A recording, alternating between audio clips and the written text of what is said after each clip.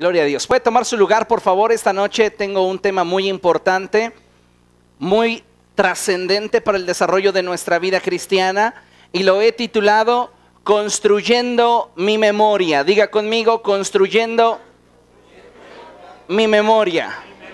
Ahora ustedes, bien fuerte. Construyendo mi memoria. El predicador decía, el autor de Eclesiastés decía: más vale el día en el que una persona muere que el día en el cual ésta nace. Eclesiastés capítulo 7, verso 1, en la segunda sección del verso.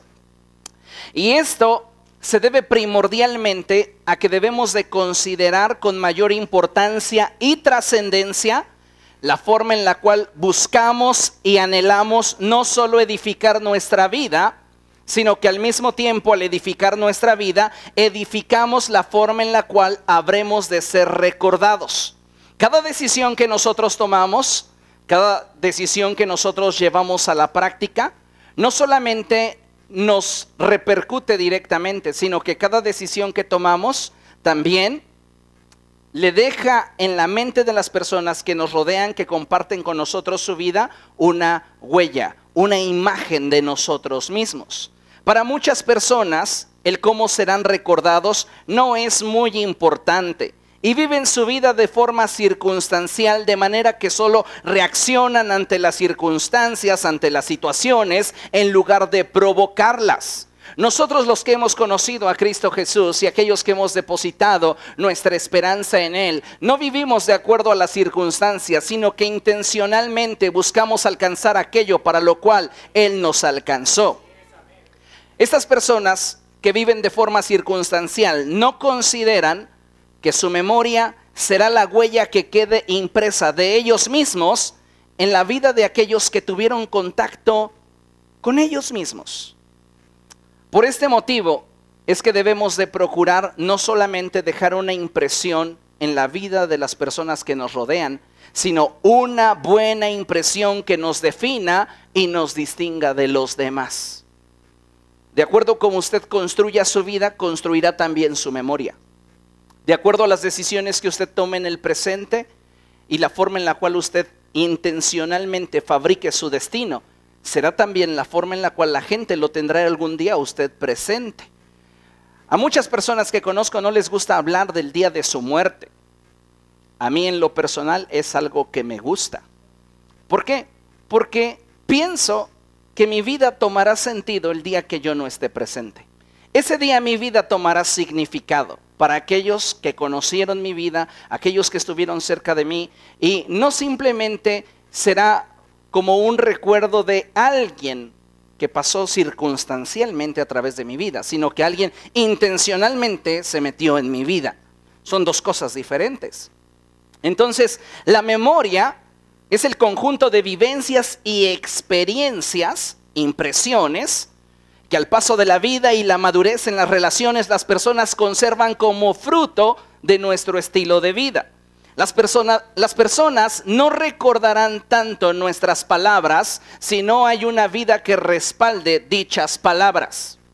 Ustedes conocen por ahí un dicho muy popular que dice que las palabras se las lleva el viento, ¿verdad? Pero las personas en tu derredor no van a recordar tus palabras con tal firmeza si nuestra vida no respalda lo que decimos. Por eso es tan importante que aprendamos a construir nuestra vida, pero al mismo tiempo construyamos nuestra memoria. ¿Cómo seremos recordados? Si en ese momento tuviésemos la fortuna de morir, ¿por qué digo esto? Porque pienso en el pensamiento de Pablo, y Pablo dice: yo quiero estar con ustedes, pero también desearía estar con Cristo, lo cual es muchísimo mejor. Pero a causa de la necesidad que hay en la iglesia, sé que aún pasaré tiempo con ustedes. Entonces, si nosotros tuviésemos, o yo tuviese la fortuna de esta noche ser llamado a la presencia de Dios, ¿cómo sería recordado? ¿Cómo sería recordado usted si tuviese esa fortuna, si tuviese esa dicha? A veces vivimos por inercia, vivimos de forma circunstancial y solo sorteamos las cosas que a nuestra vida vienen, pero nos hace falta intención, ¿Para qué? Para marcar lo que queremos en la vida de aquellos que queremos. Y es algo que necesitamos plantearnos y tener siempre presente. ¿Por qué? Porque al desarrollo de las relaciones, a la madurez de estas, es que a través de las experiencias y las vivencias la gente se va generando impresiones acerca de nosotros. Le pongo un ejemplo. Quiero que en su mente aparezca la imagen de una persona que lo traicionó. ¿Quiénes ya tienen a esa persona en su mente? Ahora piense en alguien que le perdonó a usted un error. ¿Ya tiene ahí la imagen de alguien? Ahora piense en alguien que le criticó. Ya se saturó su memoria, ¿no? Piense de esa manera. Usted decía, no me odies por ser bonita, ¿no? Ahora, piense en alguien que le defendió. Piense en alguien que usted sabe que le aborrece. Ahora piense en alguien que usted sabe que le ama. ¿Se da cuenta de algo? El proceder de cada uno de nosotros produce memorias en la vida de aquellos que caminan en la vida con nosotros. Como nosotros procedemos, como nosotros actuamos, produce nuestra memoria. Y al definir la manera en la cual vivimos y por qué vivimos de esta forma y por qué hacemos lo que hacemos, estamos intencionalmente grabando una imagen, un significado en la vida de los demás. Por eso es tan importante no solamente pensar que al decidir o al actuar de X o Y forma estoy edificando mi vida o estoy construyendo mi destino. Tengo que ir más allá y tengo que determinar cómo quiero ser recordado cuando yo no esté. Por eso me impresiona mucho la forma en la cual, a pesar de todos sus errores, a pesar de todas las circunstancias que enfrentó, a pesar de todas sus carencias, el rey David construyó su memoria. Mucho se podría decir de David. Se podría hablar cosas negativas de él, ¿sí o no? Cosas neutrales de él, que ni bien ni mal, ¿sí o no? Cosas positivas de David, ¿sí o no? Entonces tenemos cosas negativas, cosas neutrales, cosas positivas que podríamos hablar en relación a David. Pero lo que más me impresiona es que su memoria, su legado, lo que él dejó sobre la siguiente generación, lo define a él como un hombre conforme al corazón de Dios. Esa fue su memoria. Cuando escuchamos a hombres de la talla de Pablo referirse a David, se refieren a David como un hombre conforme al corazón de Dios. Y no solamente eso, la Escritura da testimonio de la vida de David y la memoria que en la Escritura se manifiesta en relación a David es que David fue un hombre que sirvió a su generación conforme al propósito de Dios. Esa era la memoria que David dejaba impresa en la gente que estaba en su derredor. No había persona que pudiera estar cerca de David y se marchase de su presencia de la misma forma, si David así lo deseaba. ¿Por qué? Porque David se movía en un nivel intencional. No llamó a Betsabé por circunstancias. La llamó intencionalmente y ella no se fue de su presencia igual que como llegó. Estoy hablando de un aspecto negativo. Pero si hablamos de aspectos positivos de David, lo mismo sucedió estando él en la cueva de Adulam. Estaban con él gente enlutada, amargada, frustrada. Estaban hasta las manitas de deudas, sus tarjetas platinos ya decían sobregirada. Y al paso del tiempo, estos hombres que estaban enlutados, endeudados y amargados son sus valientes. ¿Las circunstancias lo hicieron? No. David intencionalmente no solo construía su vida, no solo construía su destino, intencionalmente construía su memoria. Y cuando nosotros hablamos de construir nuestra memoria, esto trasciende mucho más allá que decir voy a definir mi destino. Porque cuando yo defino mi destino estoy hablando de algo que directamente me beneficia, se relaciona conmigo. Pero cuando hablo de construir mi memoria, Estoy hablando de cómo voy a tocar la vida de la gente a mi alrededor para que cuando yo no esté presente, lo que yo quise grabar en sus vidas quedara grabado. Ese es un liderazgo al estilo de Jesús. Jesús no circunstancialmente llamó a Pedro, híjole, es que es el único que ahorita está chambeando, pues ni modo él. No circunstancialmente llamó a Leví, no circunstancialmente le dijo a Natanael, pues sería bueno que me siguieras. Intencionalmente le dijo, cuando estabas bajo la higuera ya te había visto. Intencionalmente. Y Jesús buscaba con cada enseñanza, con cada tiempo que compartía con ellos, marcar algo en sus vidas que Él intencionalmente quería marcar. Si nosotros hoy tuviéramos esa dicha, ¿qué se diría de nosotros? ¿Cuál es la memoria que considera usted que las personas en derredor tendrían acerca de usted? ¿Cuál sería su epitafio? ¿Qué se diría de usted?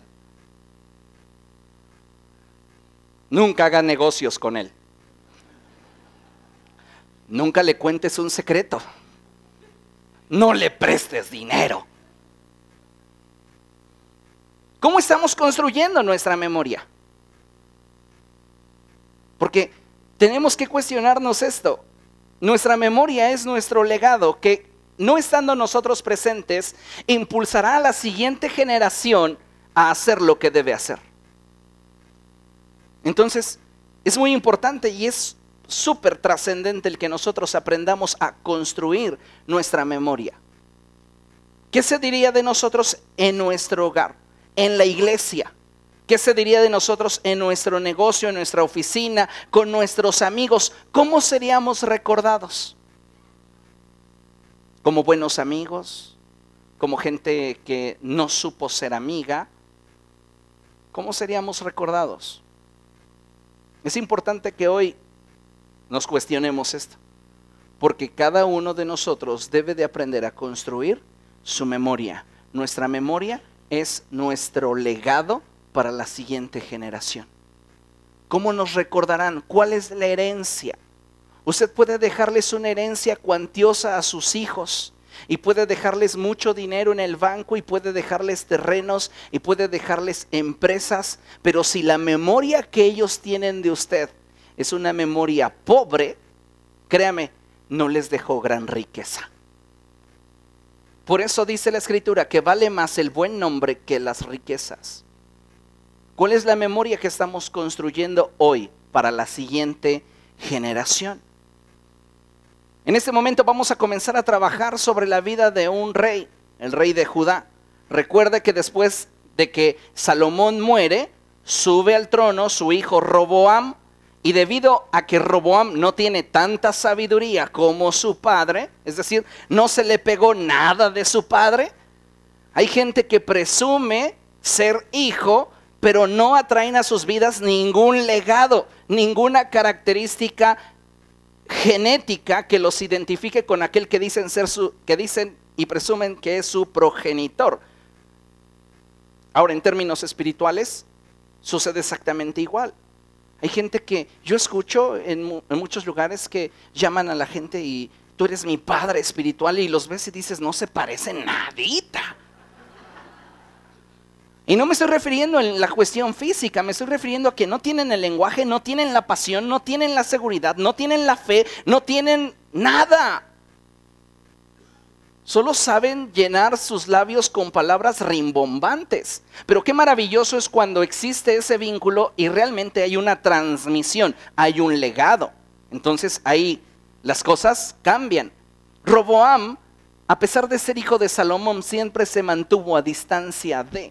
Por esta razón es que a mayor distancia, menor transferencia. Ese es un principio. A mayor distancia, menor transferencia. ¿Quieres una mayor transferencia espiritual? Tienes que estar cerca. Me hace esto pensar en Elías y Eliseo. Eliseo le dice, quiero tu espíritu, pero al doble que tú. O sea que si tú haces descender fuego del cielo como yo bostezo en la mañana, yo quiero que cuando yo esté en tu lugar, yo haga descender fuego del cielo como respiro a mediodía. Y le dice a Elías, si tú me vieses ser arrebatado, te será concedido, pero si no me vieses, no te será concedido. Entonces este hombre tenía que estar pegado al otro, y Elías le decía, hey, hello, no tanto, vete para allá, quédate aquí. Y él decía, vive Jehová que no te dejaré. ¿Qué tanto rechazo estarías dispuesto a soportar de mí? ¿Sabes qué, Gil? Ya no te quiero en la iglesia, ya vete. Ya se está rasgando los vestidos.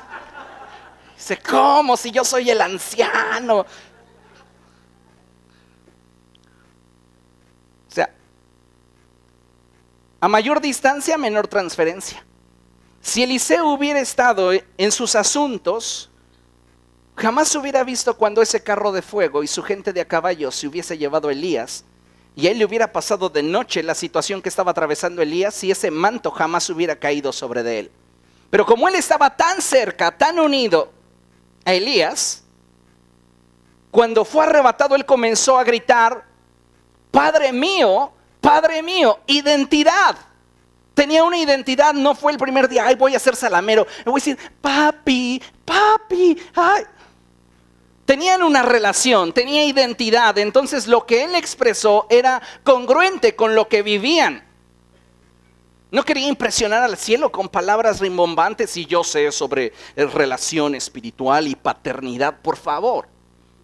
O sea, realmente existía una relación entre Elías y Eliseo. Entonces cuando él comienza a gritarle, Padre mío, carros de Israel y su gente de a caballo, él le está diciendo, hey, acuérdate de lo que me prometiste porque lo estoy viendo. Estaba tan pegado a ti, tan ligado a ti que me doy cuenta cómo está siendo arrebatado. Y la Biblia dice que después de esto, el manto de Elías cayó. Entonces lo toma Eliseo, se para frente al Jordán y dice, ¿dónde está el Dios de Elías? Toma el manto y golpea las aguas. Se detiene el cauce y ¡pum! Y entonces los demás dijeron, el espíritu de Elías se posó sobre Eliseo. Pregunta obligada, ¿circunstancial? Intencional. Intencionalmente Elías quería ver si Eliseo se separaba de él como el siervo anterior. Recuerdan que la semana pasada hablábamos de él. Lo dejó en el lugar donde había bendición, en el lugar donde Isaac abrió 7 pozos. Y él se quedó cómodo, pero nunca más se volvió a hablar acerca de él. Pero Eliseo decía, no, yo voy a estar tras de ti porque quiero tener lo que tú tienes. Entonces Elías le dice, para que tú tengas lo que yo tengo, tú necesitas que yo haga un tatuaje en tu espíritu. Y para hacer un tatuaje en tu espíritu, para formar mi huella y construir mi memoria en tu vida, tú necesitas estar cerca. A mayor cercanía, mayor transferencia. Nótalo con los niños. Tú lo envías a la escuela, le has enseñado ciertas palabras, pero de repente te salen con palabras nuevas. Y dices, ¿y dónde escuchaste eso? No, pues que tal amiguito lo dice. ¿Qué significa? ¿Que solo lo ve en el recreo? ¿Que solo lo ve al final de la escuelita y adiós? Acuérdate. Están juntos. Para poder transmitir legado, para poder llevar herencia, necesitamos estar unidos. ¿Estamos? Entonces, considere esto. En el caso de Roboam, este hombre no estaba ligado a su padre. Este hombre sabía que en algún momento él tendría que ocupar el lugar de su padre, pero no se apercibió para heredar el legado que su padre tenía para él. El espíritu de Salomón no se posó sobre Roboam, y entonces llega un momento en el cual hay inestabilidad en el reino, porque muere Salomón, asciende al trono Roboam, y entonces llega Jeroboam y le dice, ¿sabes qué? Tu padre fue cruel con nosotros. Yo estaba en el exilio, pero ahora he regresado para hablar por mi gente y quiero que los trates mejor. Si tú los tratas mejor, yo hablando y representando al pueblo te digo que todos te vamos a servir con lealtad. Entonces Roboam fue con los ancianos y los ancianos le dijeron: deberías de prestar atención, porque lo que Jeroboam está diciendo es cierto, tu padre fue un poco inflexible con ellos. Y la Biblia dice que no contento con ese consejo, porque no tenía clic con los ancianos, no tenía clic con la gente en autoridad, no tenía cercanía, entonces fue con aquellos con los cuales él tenía cercanía. Aquello que tengas cerca te va a transmitir algo. Entonces va con los que tiene cercanía, va con los jóvenes y les dice: ¿cómo ven? Jeroboam está negociando conmigo. Y dicen los jóvenes: ¿y por qué lo vas a permitir? Diles que tu dedo meñique es más grueso que todos los lomos de tu padre. Él dijo: sí, yo creo que eso sí se oye bien acá, impresionante, se oye bien rudo. Va y le responde así, y Jeroboam dice: está bien, es tu decisión. ¿Qué hacemos, Israel, relacionados con Roboam? Y que se le divide el reino. ¿Por qué? Porque le faltó sabiduría, y no obtuvo la sabiduría por falta de relación. Por este motivo no hubo transferencia. Entonces, a partir de él es que comenzamos a encontrar en la historia de Israel y rey de Judá. Hoy vamos a hablar de un rey de Judá y su nombre es Uzías. Así que acompáñame por favor ahí el segundo libro de Crónicas.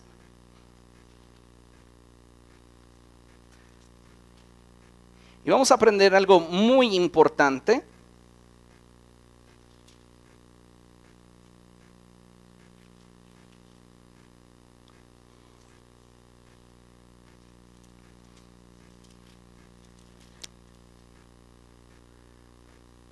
En relación a cómo Uzías desarrolló su vida.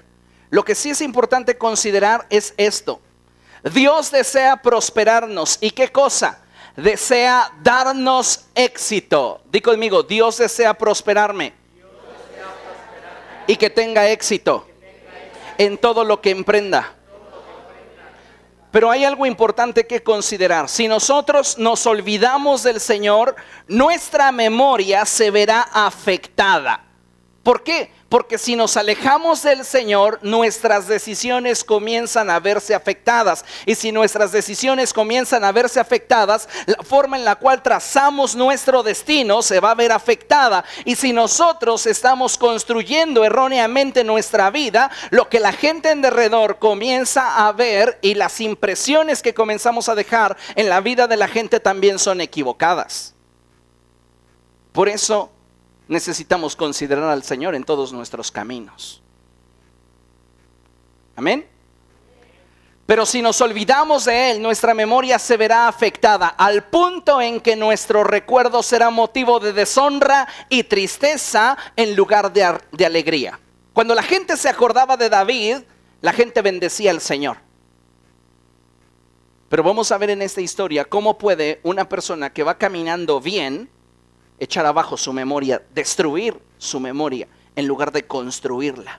En lugar de dejar un legado para la siguiente generación, como sus malas decisiones, la falta de consejo, la falta de apertura en su vida comienza a cercarle a un destino que le va a llevar directamente al fracaso.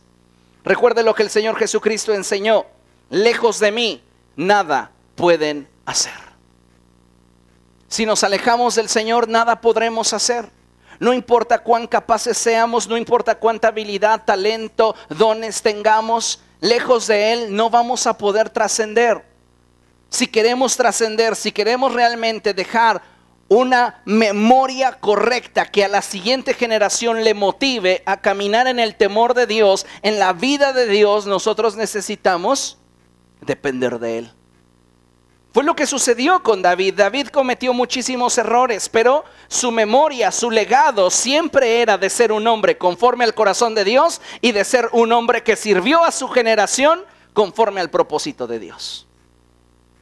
Entonces necesitamos aprender a construir esa memoria, pero vamos a trabajar un poco sobre la vida de Uzías, rey de Judá. Segundo de Crónicas 26, dice la palabra de Dios así: todo el pueblo de Judá tomó entonces a Uzías, que tenía 16 años, y lo proclamó rey. Era un niño, tenía 16 años y su padre había muerto, y entonces la gente, entendiendo el principio de la herencia, el principio del derecho, lo toman y dicen: tú vas a ser nuestro rey. La gente entendida no está buscando gente a su gusto, sino está buscando la gente que necesita. La gente entendida. La gente que no es entendida va a buscar gente a su gusto. Yo no me quedo en esa iglesia porque el pastor es así, así, así, así, así. Está buscando a alguien a su gusto, no está buscando algo que necesita. En este caso, imagínense que fuera una iglesia. Ay no, un pastor de 16 años, ¿yo qué voy a hacer ahí? Yo me voy. Y si tuviera 90, ay, con ese viejito, ¿qué voy a hacer? No, mejor yo me voy. ¿Te das cuenta? Que si porque está joven, porque está joven. Si está viejo, porque está viejo. La gente entendida no busca algo que vaya de acuerdo a sus gustos. Busca algo que va de acuerdo a su necesidad. Ahora, fíjese lo que dice. Que lo proclamaron rey en lugar de su padre Amasías. Verso 2, y fue Uzías quien después de la muerte del rey Amasías reconstruyó, diga conmigo, reconstruyó la ciudad de Elat y la reintegró a Judá. Hay cosas interesantes en este pasaje. ¿Por qué? Porque me está hablando un poco del perfil de Uzías. Uzías es un jovencito de 16 años, pero es un visionario. Es un hombre que ve más allá de lo que su presente le ofrece. Su presente le ofrecía una ciudad en ruinas, pero él veía una ciudad reconstruida. Si queremos nosotros impactar a la siguiente generación y dejar en ellos una memoria que los impulse a ir más lejos, tenemos que ser gente visionaria. Tenemos que ver más allá de lo que ellos mismos ven.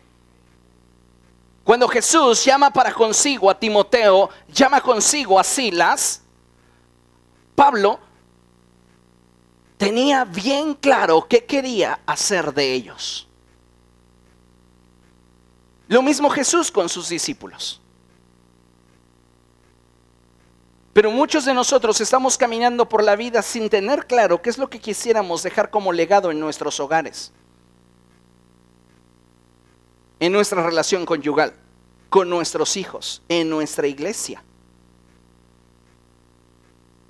Tenemos nosotros que ser gente visionaria. Este joven era visionario porque él pudo reconstruir la ciudad de Elat. Y no solamente era visionario, era ambicioso. Porque no le bastó con reconstruirla, él la quería para sí. Hay gente que es visionaria, pero no es ambiciosa. Y esas personas visionarias tienen proyectos, tienen sueños, tienen anhelos, tienen de alguna manera un diseño en relación a algo o alguien, pero no son lo suficientemente codiciosos de ese algo o ese alguien como para pagar el costo de atraerle a su vida. Necesitamos entender que no solamente para dejar huella en una generación necesitamos ser visionarios, sino también necesitamos ser gente que propone y atrae. Amén. Uzías tenía 16 años cuando ascendió al trono y reinó en Jerusalén 52 años. El número 40 es número de gobierno, el número 12 es número de representatividad. Uzías tuvo un gobierno realmente representativo, significativo, trascendente para la vida del pueblo de Judá. Ahora, fíjese lo que continúa diciendo la escritura. Su madre era Jecolías, oriunda de Jerusalén. Uzías, verso 4, hizo lo que agrada al Señor, pues en todo siguió el buen ejemplo de su padre Amasías. Entonces estamos viendo a un hombre con legado. Cuando un padre hereda, ¿qué es lo que le hace a su hijo? Cuando un padre hereda, ¿qué es lo que le está haciendo a su hijo? ¿Quién de ustedes ha heredado algo? ¿Nadie? ¿Ya ven que sería una dicha estar con Cristo?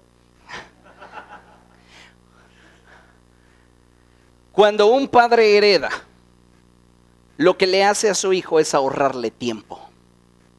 Me heredas una casa, me ahorraste muchos años de trabajo. Me heredaste un auto, me ahorraste muchos meses o quizá años de esfuerzo.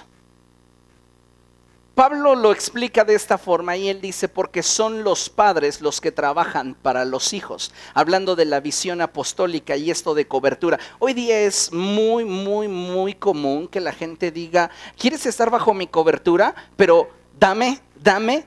Esa no es la visión bíblica de la cobertura. La cobertura es la que brinda abrigo, la cobertura es la que brinda seguridad, la cobertura es la que brinda protección, la cobertura es la que da la fuerza necesaria para que aquello que se está apenas gestando o desarrollando alcance su destino. Entonces, ¿cuál es mi visión? Invertir. ¿Por qué? Porque puedo decirte que, como este hombre, soy visionario y ambicioso. ¿Qué es lo que tengo que tener siempre en mente? El diseño del propósito de Dios. Y sé que el diseño del propósito de Dios hecho realidad no se dará circunstancialmente.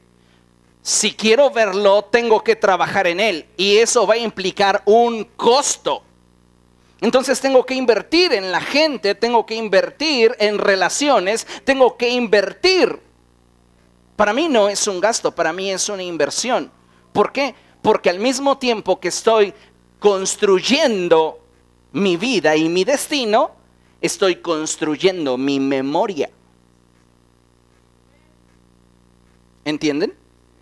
Y esto es mucho más trascendente en la vida que está cerca de la gente que está cerca de ti, que el que le des un bonche de copias sobre generosidad. Y le das su manual de generosidad. Te voy a dar mi manual de generosidad. Y mira, pero ¿cuándo le invitaste un chicle? La generosidad no es algo que vamos a enseñar con manuales. El ser desprendidos, el ser espontáneos, no es algo que podamos enseñar simplemente con lecciones sobre un pizarrón electrónico. Es algo que se enseña con la vida.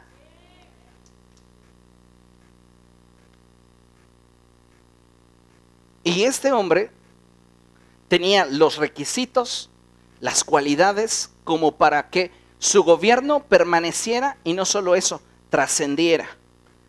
Y dice la Biblia que Uzías hizo lo que agrada al Señor. La pregunta obligada es, ¿estás consciente que Dios pesa todas nuestras acciones? Y en lo que hacemos, la pregunta obligada es, ¿estaremos agradando al Señor?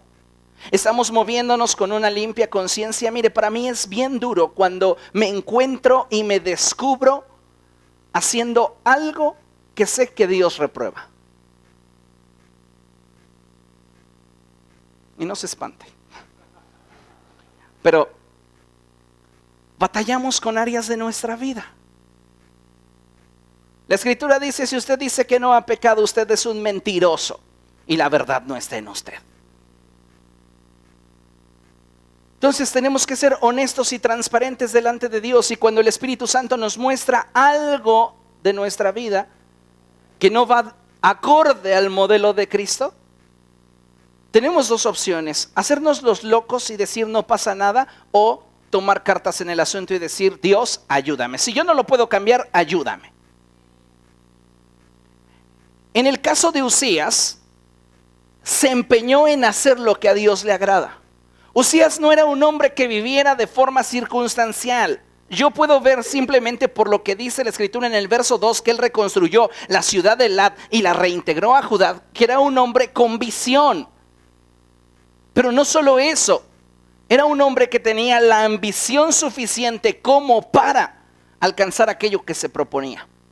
Y si él quería agradar al Señor, ya tenía un diseño de qué hacer cómo hacerlo y el costo que esto le implicaría. Entonces, si la Biblia me dice que Uzías hizo todo lo que le agrada al Señor, fue porque él intencionalmente lo determinó en su corazón. Él determinó construir un modelo de vida, determinó construir su destino, pero no solamente eso, había determinado construir su memoria para la siguiente generación. Ahora, fíjese lo que dice la Escritura en el verso 5. Y mientras vivió Zacarías, quien lo instruyó en el temor de Dios, se empeñó en buscar al Señor. Mientras Uzías buscó a Dios, Dios le dio prosperidad.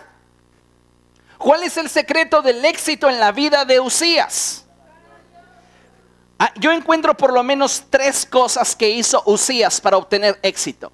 Y la primera cosa es que él abrió un espacio en su vida para la vida sacerdotal. Hay personas que vienen a la iglesia, que escuchan un sermón, pero no abren espacio en su vida para mí, que soy la vida sacerdotal de esta iglesia.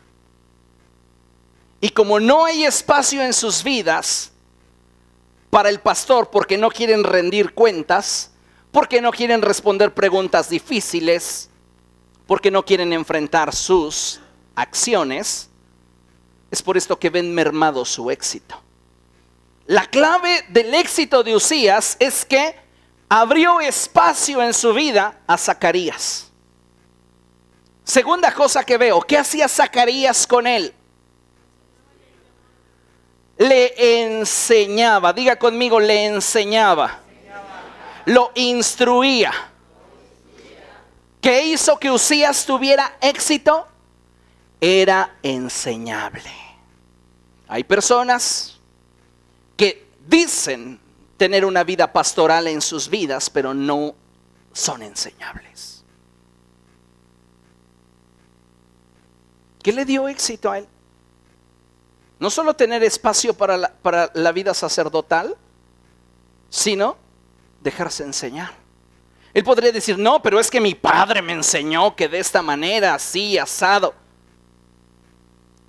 Zacarías le hubiera dicho, estás conmigo y lo que te enseñaron antes me tiene realmente sin cuidado. Aquí vienes a aprender.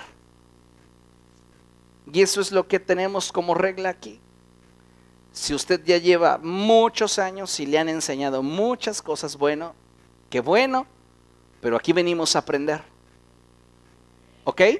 Entonces, ese es el segundo elemento que le da éxito a Uzías, y es que él tiene una determinación para ser enseñable. Y lo tercero, nos dice la Escritura que mientras Uzías buscó a Dios, Dios lo prosperó. Entonces el tercer elemento es tener un hambre por buscar genuinamente a Dios. ¿Quieres tener éxito en la vida? ¿Quieres realmente trascender? ¿Quieres construir de forma correcta tu memoria? Entonces tienes que tener por lo menos estos 3 elementos en tu vida. Espacio para una vida pastoral. Espacio para que alguien pueda meterse a tu vida y decirte, cuéntame de esta área de tu vida. Hay personas que no, inmediatamente dicen, no. Y eso les trunca en lugar de darles fuerza. Hay quienes no son enseñables y por el hecho de no ser enseñables, no tienen estrategias de cómo abordar situaciones difíciles en su vida, porque siempre quieren ser sabios en su propia opinión y quieren hacer las cosas como consideran que son, cuando en realidad no son visionarios. Necesitas siempre a alguien que pueda ampliar tu visión para saber que tu decisión es la correcta. No necesitas a alguien que te repita lo que ya sabes, ni necesitas a alguien que te diga lo que quieres oír. Necesitas a alguien que intencionalmente te muestre un panorama más amplio del que tú ves. Entonces sabrás si tu caminar es el correcto. Dice la Biblia que en la medida en la cual Uzías buscó a Dios, Dios lo prosperó. Y esto, a partir de aquí comienza a explicarnos cómo Dios lo comenzó a prosperar. Y dice la Biblia que Verso 7, brinquemos ahí. Dios lo ayudó en su guerra contra los filisteos, contra los árabes que vivían en Gur-Baal y contra los meunitas. Los amonitas fueron tributarios de Uzías y este llegó a tener tanto poder que su fama se difundió hasta la frontera de Egipto.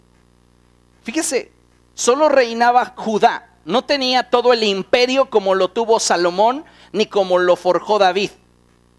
Solo era rey de Judá y su fama llegaba hasta las fronteras de Egipto. ¿Hasta dónde llega tu buena fama? Y fíjese que hago énfasis. Tu buena fama. Porque es bien fácil tener mala fama y que esta ya esté por todos lados. Pero tu buena fama, ¿hasta dónde llega? Al menos está dentro de tu casa, con tu cónyuge.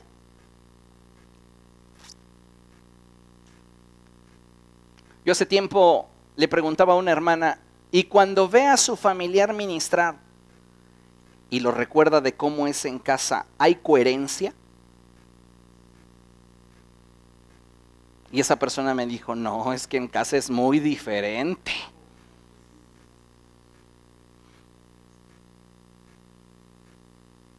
Entonces, tal vez la atmósfera sea distinta, pero nosotros somos factor de cambio donde estamos.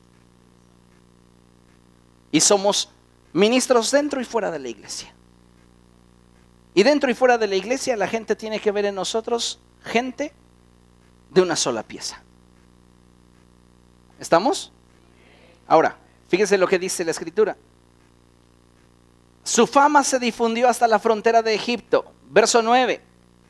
Uzías también construyó y fortificó torres en Jerusalén sobre las puertas de la esquina y del valle y en el ángulo del muro.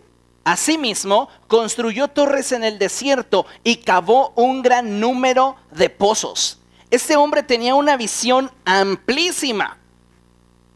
Chavo, pero tenía éxito. ¿Por qué? Porque había abierto espacio en su vida a la vida sacerdotal, a alguien que le revelara la voluntad de Dios, era enseñable y buscaba a Dios con sinceridad. Entonces empiezas a dar cuenta que él estaba proveyendo a su pueblo, por lo menos veo aquí dos elementos. Uno, seguridad, y dos, subsistencia. ¿Por qué seguridad? Por todo el ejército que tiene y todas las armas que tienen de alrededor. ¿Por qué subsistencia? Porque le interesa tener agua, disponibilidad de agua, por eso está cavando pozos. Si sitiaran Jerusalén y ellos no tuvieran pozos, todos dentro de la muralla se mueren. Pero este hombre es tan visionario, es tan ambicioso, que nada lo detiene. Esto me hace pensar un poco en cómo luego me encapricho con las cosas y digo, yo lo quiero, y lo quiero, y lo quiero, y lo quiero, y lo quiero hasta que lo tengo. Entonces yo pienso que este hombre era muy parecido y decía, yo quiero proveerle agua al pueblo y quiero que tengamos agua dentro de la ciudad. No me interesa lo que tengan que hacer, les dijo a sus ingenieros, pero lo hacemos. Saldrá caro, no importa, lo quiero. Pero hay personas que solo se enfrentan con el costo y dicen, no, ya no. Mejor no, mejor me lo ahorro. A la primera vez que lo sitiaran, todos iban a morir dentro de la muralla o se tendrían que rendir y ser esclavos. Pero ellos podrían resistir. ¿Por qué? Porque tenían armas en las columnas que él mismo había edificado en las esquinas de la ciudad. Y tenía pozos, de modo que decía, soy inconquistable. Porque tenía asegurada la seguridad y la subsistencia. La memoria de este hombre se estaba edificando de forma muy fuerte. Fíjense lo que dice. Cavó un gran número de pozos, pues tenía mucho ganado en la llanura y en la meseta. Tenía también labradores y viñadores que trabajaban en las montañas y en los valles, pues era un amante de la agricultura. Un hombre de trabajo. Un hombre que no simplemente se conformaba con lo que pudiera ver o desear. Tenía que tocar y poseer. Ajá. Fíjese lo que continúa diciendo. Usías contaba con un ejército que salía a la guerra por escuadrones. De acuerdo con el censo hecho por el cronista Jehiel y por el oficial Meseías, bajo la dirección de Hananías, funcionario del rey, el total de los jefes de la familia eran de 2,600. Todos ellos guerreros valientes. Bajo el mando de estos había un ejército bien entrenado, compuesto por 307,500 soldados que combatían con mucho valor para apoyar al rey en su lucha contra los enemigos.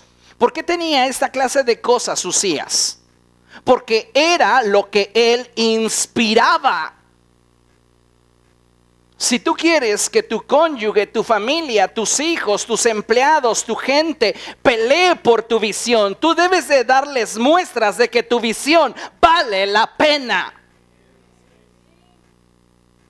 Si tú no les das muestras de que tu visión vale la pena, ¿quién quiere invertir en algo que ni siquiera está convencido el que te lo vende? Pero cuando tú ves a alguien convencido, yo a veces les compro solo por su trabajo de venta. Porque es gente que está convencida de.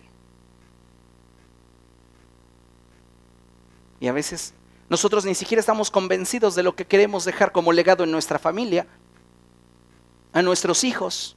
Vivimos tan de forma circunstancial que decimos, bueno, pues ya crecieron como plantitas, ahora que agarren su camino. ¿Dónde está tu influencia? Fíjese lo que continúa diciendo. Verso 14. A ese ejército Usías lo dotó de escudos, lanzas, cascos, corazas, arcos y hondas. Les daba armamento y del bueno.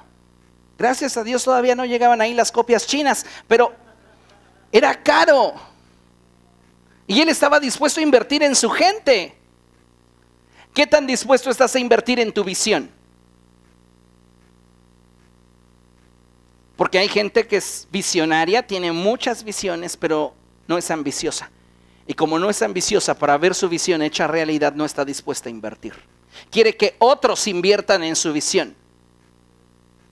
Y no, así no funcionan las cosas. Yo les he dicho, y esa es mi regla, en esta casa nadie va a dar más para la obra de Dios que yo. Ninguno de ustedes puede dar más que yo. Y al final de mi balance financiero de este año y cuando veas sus aportaciones, entonces yo diré, nadie puede ganarme en mi nivel de compromiso con la visión de Dios. Y entonces yo tendré que hacer una transferencia si acaso no me alcanzase. Pero no te lo digo para farolear. Te lo digo para que entiendas qué tan comprometido estoy con mi visión, con la visión que Dios me dio. Si no estamos comprometidos con la visión que Dios nos dio, cualquier esfuerzo se nos hará caro. Entonces él tiene un ejército, pero ahora ármalo. Ay, no, son un buen. Era un hombre visionario, era un hombre ambicioso, era un hombre que daba espacio en su vida a lo sacerdotal, era enseñable, buscaba a Dios. Era un hombre que tendría éxito. Y fíjate lo que dice, verso 15, construyó en Jerusalén unas máquinas diseñadas por hombres ingeniosos. Este cuate era tan visionario que no se quebraba el coco intentando descubrir el hilo negro de la ingeniería militar. Él tenía la habilidad para descubrir a la gente inteligente y poner a trabajar a los inteligentes para él. Porque su visión lo valía. Entonces, tal vez él no era bueno en la ingeniería, pero por ahí encontró algunos ingenieros y les dijo, quiero que trabajes para mí. Y les dio muy buena paga. Y ellos le construyeron unas máquinas que habían sido colocadas en las torres y en las esquinas de la ciudad. Escuche, para disparar flechas y piedras en gran tamaño. Las catapultas. ¡Pum! ¿Cómo estaba Jerusalén armada hasta los dientes? Enfréntate a una Jerusalén bajo el gobierno de Usías, un hombre visionario, ambicioso, enseñable, con un sacerdote en su vida, con una búsqueda real de la presencia de Dios. ¿Cómo te enfrentas a un hombre así?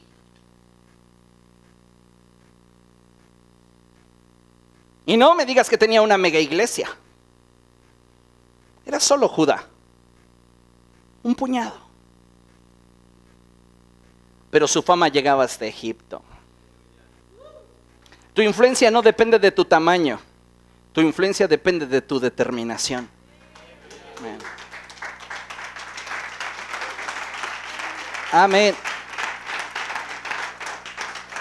Y fíjese, dice la Escritura, con la poderosa ayuda de Dios. Aleluya. Con la poderosa. ¿Qué expresión tan romántica? Con la poderosa ayuda de Dios. O sea, él era un picudo ya de por sí, pero tenía a Dios de su lado. ¿No dice la Escritura que si Dios con nosotros, ¿quién contra nosotros? La NBSMV dice, si Dios con nosotros, pobres de los otros. Si Dios está contigo, ya los demás que ni cuenten su historia. Ya no. Ahora, fíjate lo que dice la Escritura. Con la poderosa ayuda de Dios, Usías llegó a ser muy poderoso y su fama se extendió hasta muy lejos. Pero algo sucedió. Algo sucedió en la construcción de su memoria. Sin embargo, cuando aumentó su poder, Usías se volvió arrogante. Proverbios 16:18 en la Reina Valera dice, antes de la caída es la altivez de espíritu. Comenzó a creer que todo lo que lograba era porque él era demasiado bueno. Si tú quieres dejar huella en una generación, debes de mantenerte siempre con los pies en la tierra. No es por cuántos talentos, habilidades o inteligencia posees, es porque la poderosa mano de Dios está contigo. No puedes olvidar eso jamás.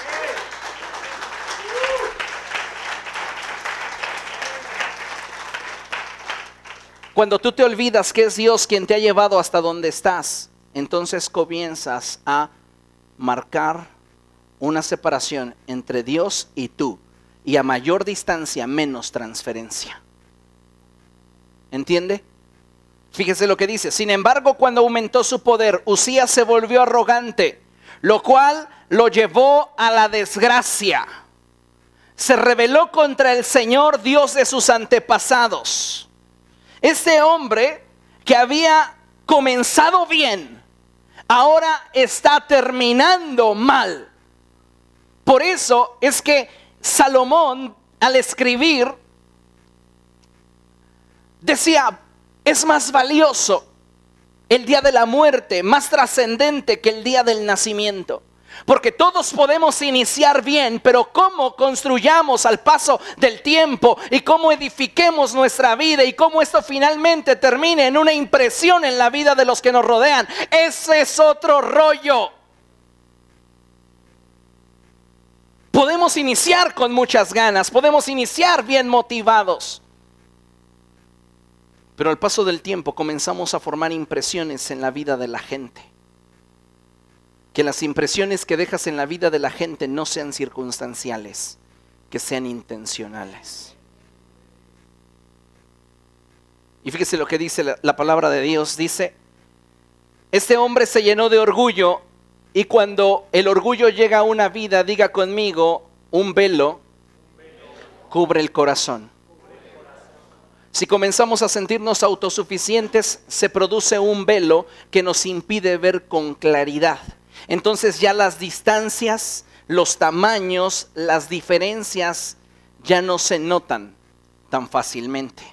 La Biblia nos dice algo muy interesante en relación a Lucero, quien en un principio hubiese estado cerca de la presencia de Dios y hoy presente está entre nosotros, es decir, aquí en la tierra, Satanás. Ezequiel capítulo 28, versos 15 al 17, fíjese cómo se expresa la palabra de Dios en relación a él. Ezequiel capítulo 28, versos 15 al 17. Dice la Biblia: desde el día en que fuiste creado, tu conducta fue irreprochable hasta que la maldad halló cabida en ti. Por la abundancia de tu comercio te llenaste de violencia y pecaste. Por eso te expulsé del monte de Dios como un objeto profano. A ti, querubín protector, te borré de entre las piedras de fuego. En este pasaje está escondido cuando Jesús dice: yo veía caer del cielo a Satanás como un rayo. Ahí está, ¿no lo ve? Por eso te expulsé del monte de Dios como un objeto profano. Yo veía caer del cielo a Satanás como un rayo. Fue lanzado violentamente. Pero desde el día de su creación, él fue perfecto hasta que se halló maldad en él. Pero la maldad no se halló en él de forma circunstancial, sino de forma intencional, porque él comenzó, a causa de sus muchos comercios, es decir, a causa de su mucha influencia, a causa de su nivel de poder y autoridad, a ensoberbecerse. Yo siempre digo, ¿quieres conocer el carácter de una persona? Dale poder. Y hay personas a las que les das un poco de poder y ya se marearon. ¿Por qué no pasa si me saludas si yo soy aquí autoridad? Si tienes que recordarle a alguien que eres algo, es porque en realidad no lo eres. Tu nivel de influencia ha sido demasiado pequeño. No puedo pasarme yo la vida recordándoles que soy el pastor, aunque venga en short. ¿Entiende eso? Si tienes que recordarle a alguien más que eres algo, es porque no lo está haciendo en su vida. Entonces, ¿qué tenemos que hacer? Ser visionarios, ser más ambiciosos y comenzar a invertir en esa vida. Posiblemente no he llegado a ser de tanta influencia porque no he invertido como debiera invertir. Y si a pesar de invertir no lo has logrado, entonces aplican la de hace 15 días. Ya te acordaste. Esa memorable.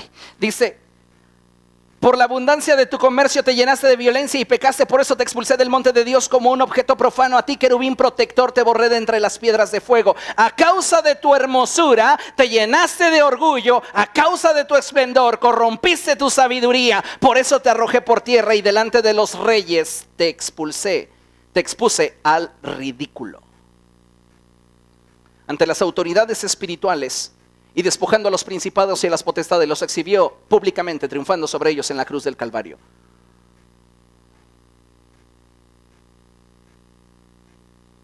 ¿Sí me están entendiendo? Ok, bien.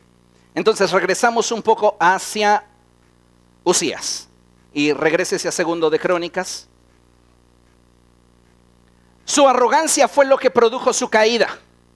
Su orgullo fue lo que lo expuso a la ruina, porque él creyó que era autosuficiente. ¿Y qué hizo? ¿Qué hace una persona cuando el orgullo comienza a llenar su corazón? Como les mencioné, un velo comienza a cubrir su corazón y entonces ya no ve con claridad, ya no distingue. Y él dijo: yo soy tan bueno, soy realmente tan sobresaliente, ¿por qué yo no puedo ser un sacerdote como lo llegó a ser David? Claro que puedo, ¿qué me lo impide? Cuando la gente tiene un velo en el corazón, no distingue, no alcanza a darse cuenta cuando algo ya no es permitido por Dios para ellos. Y fíjese, ¿qué dice la Escritura que hizo él? se rebeló contra el Señor Dios de sus antepasados y se atrevió a entrar en el templo del Señor para quemar incienso en el altar. Él decía, soy rey, pero también quiero ser sacerdote. Quería aferrarse a algo que Dios no le había dado. Detrás de él entró el sumo sacerdote Azarías. ¿Qué había pasado ya con Zacarías? La Biblia dice en el verso 5, y mientras vivió Zacarías, significa que Zacarías murió. Cuando tú permites que la vida pastoral, la vida sacerdotal se salga de tu vida, estás expuesto a un grave peligro.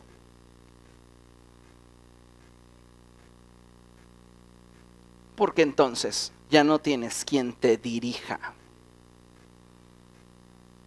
Y dice la Biblia que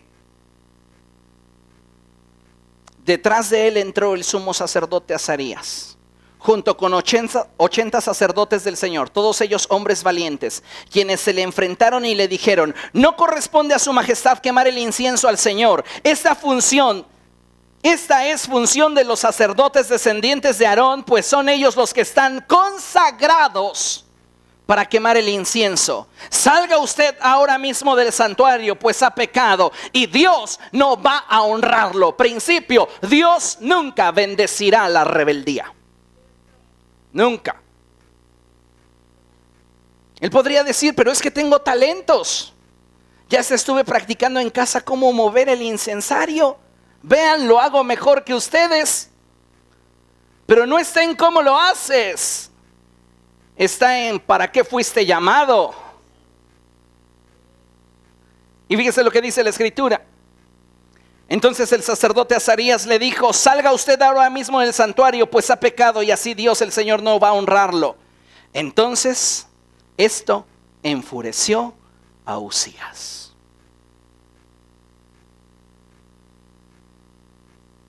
Él no le gustaba que le dieran un no por respuesta. Y cuando le dieron un no, porque no era lo correcto, se enojó. Y fíjate lo que dice. Uzías tenía en la mano un incensario listo para ofrecer el incienso, pero en ese mismo instante, allí en el templo del Señor, junto al altar del incienso y delante de los sacerdotes, la frente se le cubrió de lepra. Entonces él ya está frente al altar del incienso y él ya está listo y los sacerdotes le están diciendo, tú no lo puedes hacer porque tú no fuiste consagrado para eso. Eres un rey, eres picudo, has hecho muchas cosas por Judá, pero esto no te corresponde a ti hacerlo, date cuenta. Pero él decía, ustedes, ¿por qué me van a ordenar a mí? Yo soy demasiado bueno, tengo tantas habilidades, tengo tanta gracia. Todo lo que había logrado había puesto un velo en su corazón que no podía distinguir qué debía y qué no debía hacer.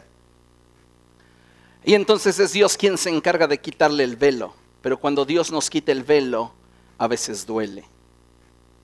Y entonces la Biblia dice que él seguía desafiando a los sacerdotes, pero estando ahí frente al altar, la frente se le cubrió de lepra. Al ver que Uzías estaba leproso, el sumo sacerdote Azarías y los demás sacerdotes lo expulsaron de allí a toda prisa. Es más, él mismo se apresuró a salir. No quería, y cuando lo ven los sacerdotes le dicen, oye, tienes lepra, no inventes, Dios te está castigando. Ay, sí, vámonos. Verso 21. Esa es su memoria. El rey Uzías se quedó leproso hasta el día de su muerte. Tuvo que vivir aislado en su casa. Diga conmigo, aislado en su casa. La traducción literal sería vivir en casa de libertad. ¿Qué significa esto? Libre de responsabilidades. Él estaba ejerciendo un gobierno, lo estaba haciendo bien. Pero a causa de que su corazón se llenó de orgullo, a causa de sus éxitos, él no pudo darse cuenta de aquellas cosas que estaba queriendo alcanzar y que no le correspondía tener. Entonces este orgullo en su vida lo expone al juicio de Dios. Y cuando el juicio de Dios se manifiesta sobre su vida, él tiene que dejar su cargo de responsabilidad. Ya no puede gobernar. ¿cómo tratamos con un liderazgo orgulloso? Lo movemos del lugar y ya no puede gobernar. Si él no hubiese sido orgulloso, si él no hubiese dicho, es que yo aquí puedo y yo determino, él hubiera seguido gobernando. Pero su orgullo fue la causa de su caída. Y el de lado, no seas orgulloso. Sé humilde ante el Señor.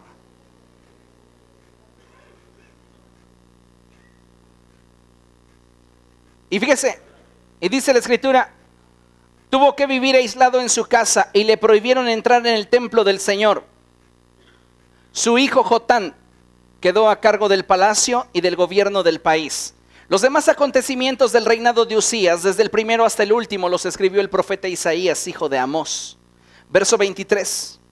Cuando Usías murió, fue sepultado con sus antepasados en un campo cercano al panteón de los reyes. Subraye eso.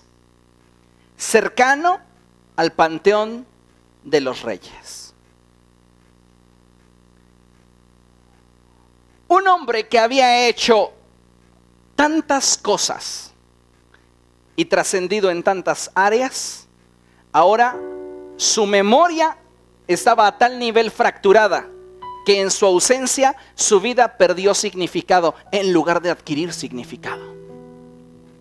Cuando Samuel muere, Israel hace duelo por él. Cuando Usías muere, dicen, no lo enterremos en el panteón de los reyes. Pongámoslo en un campo con su familia, que esté cerca del panteón de los reyes, no La Paz, los que gobiernan. ¿Entiende eso? Que hay una abismal diferencia. No lo enterraron en el panteón donde debía de estar la realeza, donde estaba David, donde estaba Salomón. A él lo hicieron a un lado, porque su memoria en la siguiente generación no era fuerte, no tenía significado. ¿Por qué? Porque a causa de su orgullo, todo lo que había logrado se vino abajo. Aprendamos a construir nuestra memoria, que el día de mañana la gente tenga impresiones correctas, pero sobre todo intencionales. Y que cuando alguien piense en nosotros, no piense en alguien que circunstancialmente se atravesó en su vida, sino que piensen en alguien que intencionalmente se metió a sus vidas. ¿Entiende eso? Hagámoslo así. Póngase de pie. Vamos a dar gracias a Dios.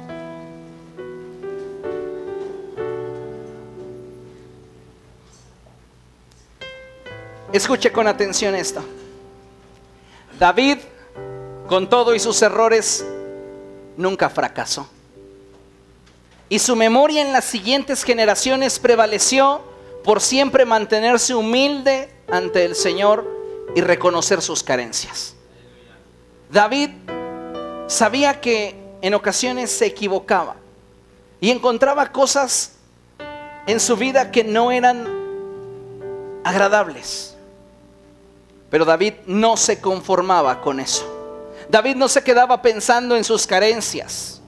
David se levantaba y buscaba influir. David era un hombre que no vivía de acuerdo a sus circunstancias. Era un hombre que provocaba sus circunstancias.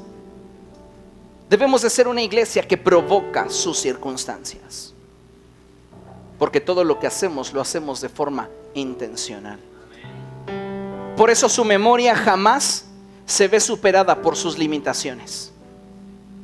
Si David no hubiera determinado servir a su generación conforme al propósito de Dios, si David no hubiera determinado hacer todo lo que Dios quería, sus limitaciones hubieran tenido más fama que sus fuerzas. Pero como David dijo, no me voy a quedar mirando mis limitaciones, me voy a levantar y voy a buscar ser una influencia. Sé que no soy perfecto, sé que cometo errores, sé que aún faltan muchas cosas que lograr en mi vida, pero no me voy a quedar donde estoy, me voy a extender hacia aquello para lo cual Cristo me alcanzó a mí. Entonces su memoria, la memoria de David, exaltó sus fortalezas. Y cuando se recuerda de David, siempre se recordará a un hombre conforme al corazón de Dios. Siempre se hablará de un hombre que sirvió a su generación conforme al propósito de Dios. ¿Qué se dirá de usted? ¿Qué se dirá de mí? Construyamos nuestra memoria. Amén. Incline su rostro. Padre, en el nombre de Jesús te damos gracias por esta palabra. Gracias, Dios, porque tú siempre estás atento a nuestra necesidad.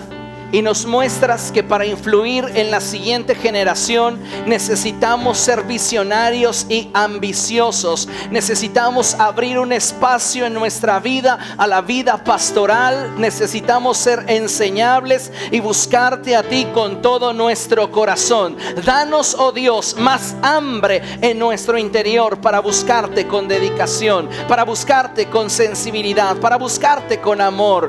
Señor, perfecciona tu obra en mi vida. Ayúdame a cada día a ser más como tú. Quiero ser más como tú, Jesús. Perfeccióname.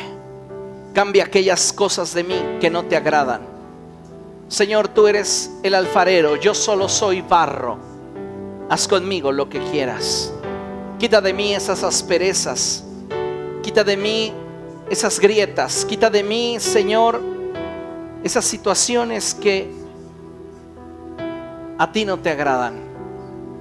Hazme santo y perfecto ante tus ojos. Purifícame. No quiero ser sabio en mi propia opinión. Ayúdame a ser un hombre influyente en mi generación. Padre, que cada hombre y mujer en esta casa, cada joven, cada adulto, pueda ser de influencia en el lugar donde tú le has colocado. Que los jóvenes, Dios, puedan ser influencia a su generación aún a su temprana edad, así como lo fue Usías. Que sean visionarios y que sean ambiciosos para alcanzar aquello a lo cual tú les has llamado. En el nombre de Jesús te doy gracias. Amén.